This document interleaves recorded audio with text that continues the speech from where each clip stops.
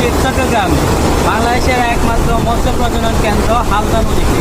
আমার পিছনে যে বাঁধটা দেখতেছেন ওটা হচ্ছে রাবার বাঁধ, যেখানে হালদা নদীর পানিগুলোকে সংরক্ষণ করা হচ্ছে কৃষকরা যাতে এই পানি ইউজ করতে পারে।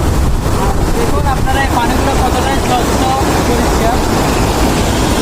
এই যে পানিগুলো একদম স্বচ্ছ, আপনার এখানে এই পানিগুলো সবাই ইউজ করে, অনেকে গোসল করতেছে, আপনারা দেখতে পাচ্ছেন যে পাশে।